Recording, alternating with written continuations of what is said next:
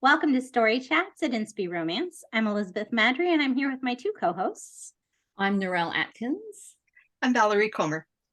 Today, the three of us are going to be chatting about the CCR we've been reading recently, just for fun.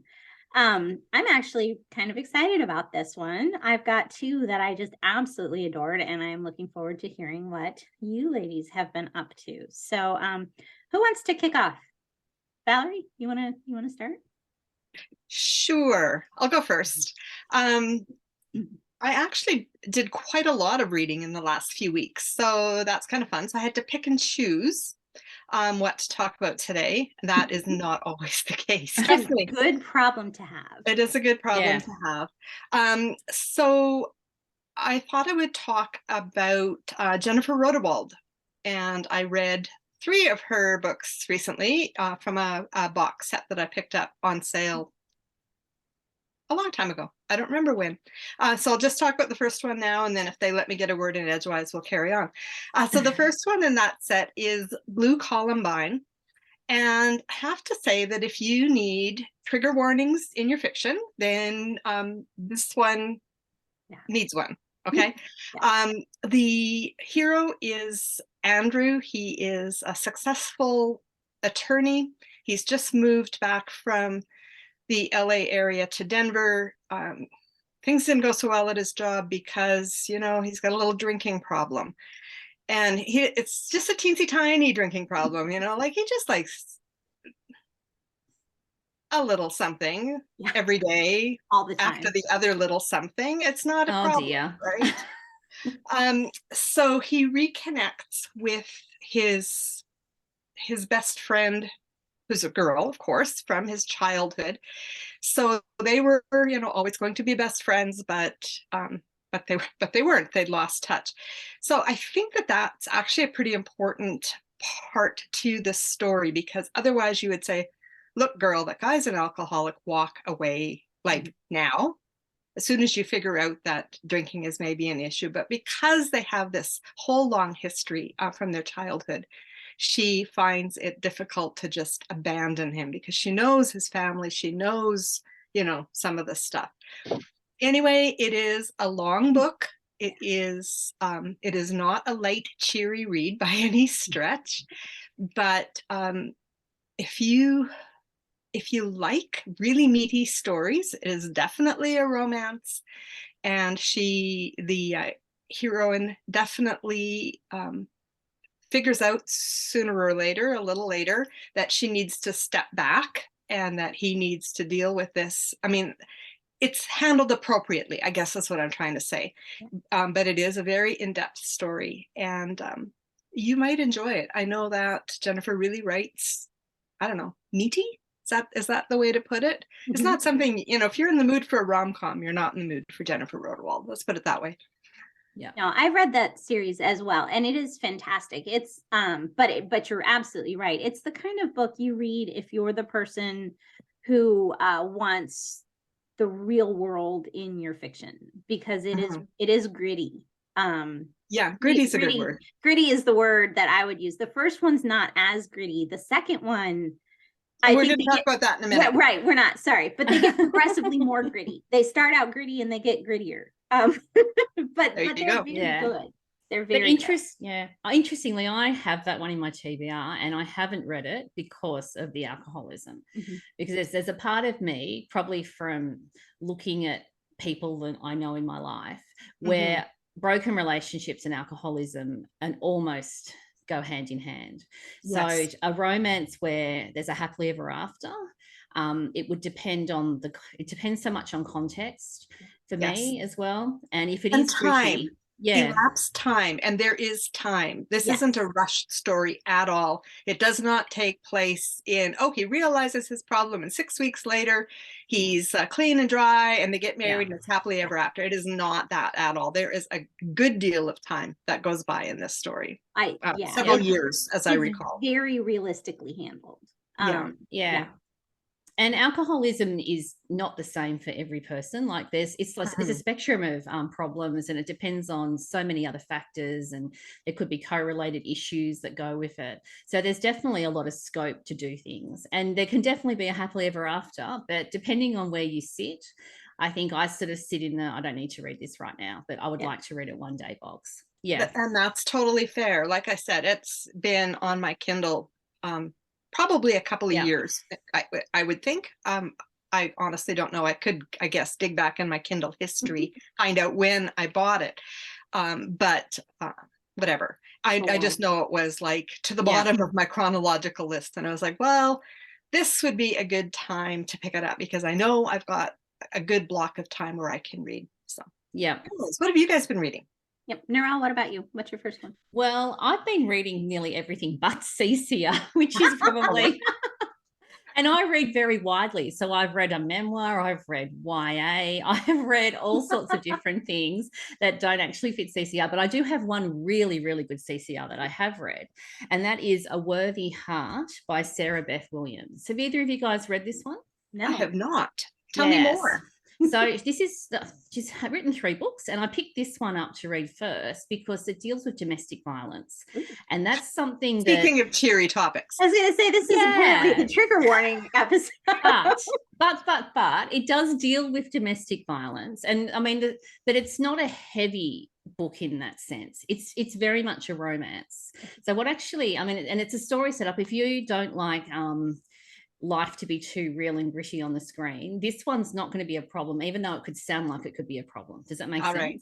Yeah. So we start off with the heroine, Serena, and she's not a Christian at the beginning of the book. She's been around Christians and sort of around sort of churchy stuff sort of on the periphery, but she doesn't have she hasn't put her faith in Jesus Christ at the beginning of the book. So that's where she's starting. And her parents are from the Bay Area. She's in Sacramento. So that's where the story's set, in California, at college. And she's been the typical college student who's not doing Christian things, if that makes sense. So she's partying, she's been drinking, she's had a few boyfriends. And then she meets this guy who owns his own house. I think he's in construction, has a good job. And very quickly, he invites her to move in and live with him. And she says yes. So she moves out of her dorm and lives with him. And he absolutely love bombed her. Like, he was the typical, he had the flowers, the presents, all the nice stuff. He absolutely charmed the pants off her until he gets living in his house, and then the abuse starts. So, and that's sort of where the story opens. And so so when we actually start chapter 1, she's on her way to her best friend's birthday party. We're in downtown Sacramento, somewhere on a freeway around there, and that area of town. Yeah. So there's around that area of town, and so she ends up on a busy road in a car accident. Someone pulls out in front of her, and her car was given to her by her parents. It's something that's very special to her, and she's absolutely devastated by this car accident. And when she contacts him, because he wasn't going to this party, this birthday dinner with her, he's very rude to her in terms of text messages and contact. Now, what actually happens is her best friend's brother is also going to this birthday dinner and happens to be so many cars behind, sees the car accident and thinks that looks like Serena's car. So his name's Joel. So of course, once Joel works out it's Serena, he pulls over to go and help her. So he helps her in terms of dealing with the car accident, and then he offers her a lift home. And when he drops her off, we actually see the awful ex-boyfriend that becomes an ex-boyfriend actually slaps Serena. Now, that's the only violence you'll actually see on the page, is that one slap. So if you don't want to see anything related to domestic violence, that's the only thing you'll actually see happen in real time on the page. Okay, so that's where we start. And so this is very much friends to more. It also, the story's like over 7 or 8 months, so it's not a fast story. And so the beginning is obviously her needing to get out of that very unhealthy situation, and then the story she comes to faith. And then his background is that he has a difficult relationship with his father because of the way his father had treated his mother and different things. There's a whole lot of stuff he's got to unpack there. So there's lots of emotion in this story, but I just love the way the faith element was brought in. It wasn't preachy. It was incredibly you know, those books that are very faith infused, that have the Bible verses come up at the exact right time, and you don't even nearly notice it because it's just so a part of the story. So I just love the way that Sarah Beth handled the issues in the story, and also the consequences. So Serena's made decisions that have put her in this place at the beginning of the story, and then there are consequences of that decision that come up during the story, and it was very psychologically sound, I think, in terms of the way everything panned out. So, and it'll be a really good book if you've got a non-Christian friend who you'd like to introduce to Christian romance. This would be a book that I'd recommend. Oh, good to know. Yeah. So I really enjoyed that one. Cool. Excellent. All right, so my first one is All That Really Matters by Nicole Deese. It's older. It has the pink makeup on the front cover. It's like close-ups of like eyeshadows or something on the front cover. Sort of looks like a mermaid tail until you figure out what it is. All That Really Matters, makeup. Okay, got it. Yes.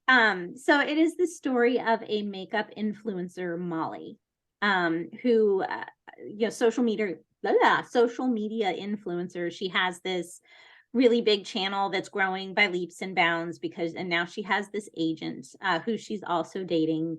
But he says that she's in the running for this TV show, and she needs to show sort of the other side of herself. So she needs a cause. And the cause, that need for the cause, is sort of what kicks off the whole story, because she has been just very focused on the makeup, which comes from her relationship with her grandmother as a child. Anyway, so because she wants to appear altruistic, she's looking for a cause that needs very little from her, but can like make her look good, basically. All right. She's kind of human. Yeah. So she ends up making a proposal, sort of applying to be a mentor for the women in a halfway house sort of situation, not because they're troubled or coming out of jail or anything, but they're for older adults who've just aged out of the foster system, which is a really interesting idea to give these, because that's a real problem. A lot of kids do age out of foster care, and then there's nothing. So it's definitely a lack. And so this is a great idea for a ministry. I'm sure there are some around, but there should be more of them. There should be more of them. And so the guy who runs it is the love interest, other than, because obviously she doesn't stay with the sleazy agent boyfriend. You don't, right? And it's just interesting. It sort of starts out opposites. It's certainly opposite. They're not enemies, but he definitely does not see any redeeming qualities in Molly whatsoever. He figures that all of her worth is what she puts on her face at the start of the day, and it's just really interesting. And this is another one. It was refreshing because it's traditionally published, but the faith just flows through it, which I feel like a lot of times I don't get as much of that in a traditionally published book, or at least not as much as I want. And this one, it just was there, and it wasn't heavy-handed or anything, but it was absolutely part of the story. Cool. Yeah, it was really good. I enjoyed it a lot. That one might be on my Kindle somewhere. Yeah, I haven't read it yet, but I mean, I've got that series, or the ones that have been on sale that I've probably picked up. That's why I picked it up. I think it was $1.09. I think there was a BookBub deal. I think it was $1.99. I'm like, I will get that. And now it's sad because I'm like, darn it, now I need to read the others, and I'm going to end up paying full price for them because I just want to read them. So they got me. The publisher did their job. They did. Yeah, the BookBub deal worked. Yeah, right. Sucks you in. Yeah. That's right. Do you have another one, Valerie? Sure, because I read the whole trilogy. The whole trilogy. So the second book in this series by Jennifer Rodewald is called Red Rose Bouquet. The series is called Grace Revealed, actually. So that's, I think, well named. Red Rose Bouquet seems a little disconnected from Blue Columbine, but we do meet Cheryl a time or two in Blue Columbine. She is the erstwhile love interest of Andrew before in his early days. And so we've seen her on the page a couple times. And she comes across and is known as the Ice Queen. Nothing can get past her, the facade that she's built up. Except, of course, that something does. Now, again, we need a trigger warning for this one. And although it isn't specifically said in the opening scene, if you are reading with a savvy eye, you will go, oh, that is a post-abortion syndrome flashback that she's having. The words are not quite used, but a savvy reader is going to notice that and go, okay, I kind of see what this lady's big issue is going to be. So she winds up going home to Colorado. First of all, Andrew, the guy from book 1, who is now a sober believer, emails her, calls her, can't remember, emails, I think, and asks for her forgiveness for the way he treated her when they were dating. And now he's a believer and he just feels, and so she goes all the way out to Colorado to tell him she does not forgive him. And then she flounces back out. And she winds up back at home where her brother has said, Nana needs help and I'm getting married. And so you're it. Take a leave of absence, come home. We haven't seen you in a long time. Just do it. You know, you need to. And so fine, she goes home, but she doesn't want to be there. And then her brother's best friend's name is Brock, and he's running a camp, a ranch camp type thing for kids in the foster care system. It can be used as a respite for the foster parents, and has, you know, there's a variety of ways kids wind up going to his camp for a week. And so he knows about triggers for people, I guess, and their behavioral stuff. And he knows something is up with Cheryl, but it takes a long time for her to actually admit it out loud in the story. And this is a story that, again, not everybody's going to like. I was uncomfortable with Brock choosing to pursue Cheryl, knowing that she wasn't following the Lord. But I think Jennifer managed that part fairly well. I mean, it's not like he's just like, la, la, la, it's all going to be okay. He's more like, feels very strongly that he's hearing from God and he's making specific movements, but not necessarily the movements that she thinks he's going to be making.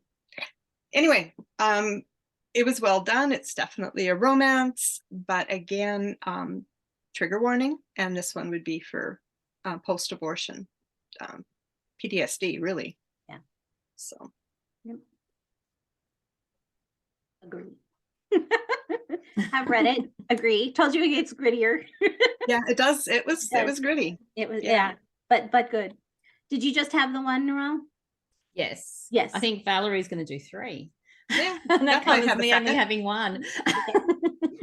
All right, so my second one is A Heart to Cherish by Judith McNees.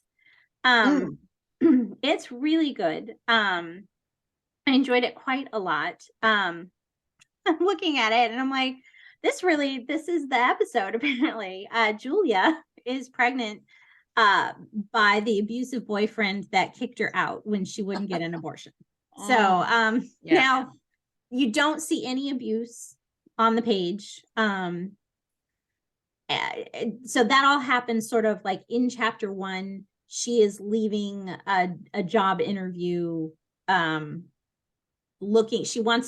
needs to get a job so she can get a place so that she has a way to support herself and this baby. Right. She's not leaving a job interview. She was going to place the baby for adoption. She's leaving the adoption agency, but she still is like, she needs a job. She needs a place to live. And, you know, she's trying to get her life back together. So you don't see it. It just is in the back story. Right. So she goes into this coffee shop and Alex comes in and he buys her coffee and a snack. And he doesn't really know why he's done this other than he just really was walking by and felt like God told him, go in and do this. So, turns out he's from a wealthy family. and they have a company, and he's like, look, we can find you something to do. So he ends up sort of he takes her over to his parents' house, and they're like, we have a spare room, it's no big deal, we'll get you a job, we'll help you get on your feet. Wow, hey. Yeah, so and she's just kind of like, what's the angle? She's sort of distrustful because, you know, why? She should be. Yeah, The in story general wouldn't make sense if she was like, oh, this is a nice life I have now. right, yeah, in general, if someone comes up to you in a coffee shop and offers to take you home and give you a job, like 911 is the number in the United States that you should be calling. And Canada. Yeah. 000 in Australia. So, Good to know, good to know. These are not the behaviors that like most young women should be being encouraged to follow. So she does at least have a little bit of like, you know, I don't know, but she's also kind of at the end of her rope, and she's like, at this point I have zero to lose. Anyway, it's fantastic character development. I really, really loved the character development. And here again, Julia is not a believer at all. And in fact, it's sort of like, you know, if God was real, I would not be in this situation because he would have taken care of me. Right. Which is such a common thing for people who don't believe, you know, there's bad in the world, so therefore God can't be real. But it's handled beautifully. And Alex, honestly, does not pursue her no matter how much he wants to, because he understands that is going to bring him down. He has such strong faith, but he's very, very torn, which is lovely. You know, it's just displayed beautifully. And I liked the fact that when she does believe, he doesn't immediately go, yay, now it's fine. Like, you know, right. It's because I think, you know, as an author, it's like, okay, she's got to be a believer. I've got like 50 more pages. I need to get them together. Like, and then everything was beautiful. So, and that doesn't happen. It's a not temptation rushed. to do that. Yeah. It's really lovely. Strong faith arc, well-developed characters, great setup for book 2. It's really good. And I'm looking forward to this series continuing. Sounds good. Yeah. And down that note, I finished the series I was reading because it was all in one box set. Yep. And the third book is called Finding Evergreen. And it's quite a bit different than the first two. It's still really harsh and gritty in many ways. Mm-hmm. But I kind of alluded to Cheryl's brother and sister-in-law, and that he was getting married, so that's why she had to come home. And so we've seen a little bit of Ethan and Brandy in book 2, and we saw their wedding. And we did kind of go, they're an odd couple. There's like, they're going to have some issues here. So book 3 is their story, and it is, Beth, just plug your ears. It's what people call a married romance, okay? And they are separated for part of it, and they both have really big issues that they need to work through. And I wouldn't say this one is so much needs a trigger warning, because it's not like one big issue like the first 2 in the series were, but it's an attitude thing, and judgmentalism and pharisaical kind of attitude really is something that that Brandy needs to work on, and Ethan just kind of needs to grow up. I mean, he's Cheryl's brother, so you can imagine that his upbringing wasn't so great either. And so again, this is not a short timeline on any of these 3 books. And it goes through, and it was hard to read. And I will tell you, I don't seek out this. I guess I like my little bubble where, and they lived happily ever after, close the door, walk away, find somebody new to, you know, watch them fall in love. I mean, we all know that problems happen and divorces happen. We just don't want to watch it on the page. Those of us who love CCR, and we usually like relegate that more to women's fiction instead. And then it tends to be like, a woman's journey through all this stuff. So this was more romance than that. It was dual point of view, and you got into both their heads. But again, it's not going to be something that everybody's going to enjoy. I get that. And I can't really say I enjoyed it because this is such a hard topic. But it was worth reading. And there was definitely parts in there when Brandy's starting to come to grips with the fact that she perhaps has been unforgiving and judgmental and not been Jesus in her marriage. Not that he has, but I could see more of myself in her. Where I was like, this I don't like being pinpointed in a book, but I think it happens. I have a question. Oh, yeah. Is there any cheating or adultery or anything like that in this one? Because that, I think, could be a trigger for people. No, that's the only reason I asked that question. Yeah. No. Yeah, this one took me probably 3 months to finish because I could read 3 or 4 chapters, and then I had to go read like 6 other books. And then I could come back and read a little bit more. And then I had to go read more to like clear my, I have a real hard time with Marriage in Trouble, as I don't want to read it. I can't, but the story was compelling, and I already, I wanted to know what was happening. So I did push my way through it, and it's very good, but I wouldn't have picked it up by itself, but because I had the box set and I had just been reading about Brandy and Ethan and kind of noticing that things were not like all coming up roses for them. Right. And because I just needed to tap the side of my page and start the next book, it was right there already. I didn't have to make a decision whether to buy it or not. I just kept reading. Yep. So fair. Whether that's a commendation or not, I don't know. But Jennifer Rodewald's an excellent author. She's hard hitting, but so compassionate. And I love her heart and the way it comes out in these stories. I really do.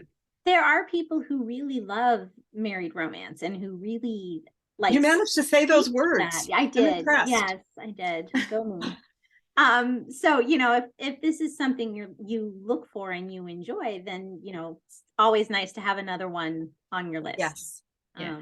But they're also empathy builder books, if that makes sense. That's what I call them. So the books that when you read something about something you never ever want to have happen in your own life, but other people obviously have that happen in their life, then you can walk in their head in a safe way and actually start to understand what it would be like to be in that situation. Sure. So I think from that perspective, they can be very helpful books to read if you have someone in your life that is experiencing marital troubles and you don't really personally have experience. You might be single, or whatever.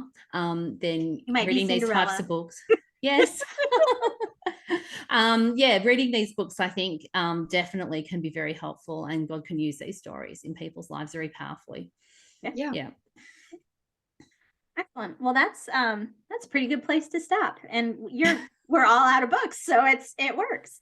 I am going to mention it is the 10th of February, and we are at InspyRomance kicking off our annual birthday bash on Tuesday, February 14th on the blog, only on the blog. So if you haven't been a reader and commenter on the blog, this is a great time to start. Go over there and subscribe so you get the posts in your email every morning. We have some great prizes of books and some fun swag. Who knew? We have ebooks and paperbacks. There are international paperbacks. There's good stuff up for grabs here over the next month, starting on February 14th. And so if you're not over there, every comment on the blog post is an entry. So starting on the 14th. So I just want to give you a little plug there. If you're not already plugged in, plug into the blog, this is a great time to give it a whirl. So and I have something to apologize for before you outro us.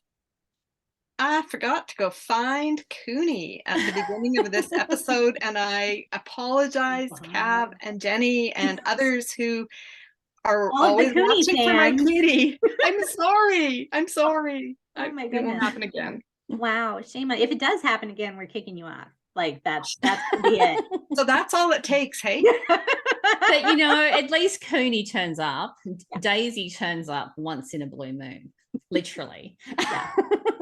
So Cooney All right, turns up. we'll try to have Cooney back next week. Yes, we I know will. that's We will yes. do that's our why best. you come. But I'm sorry, and I thought of it like halfway through me talking about Red Rose Bouquet, and I'm like, Oops. I don't know how my brain just did this little hop, because it's not like there's a cat in the story or anything. It was just like, where's my cat? Oh. Anyway, sorry. So we would leave us a comment. Tell us what you've been doing. Most of the comments are over on the YouTube channel, which my brain, while you're at the YouTube channel, don't forget to subscribe and hit the notification bell so you never miss an episode. And we will look forward to seeing you again next week. In the meantime, don't forget to fall in love with a good book. Bye. Bye. Goodbye, everyone.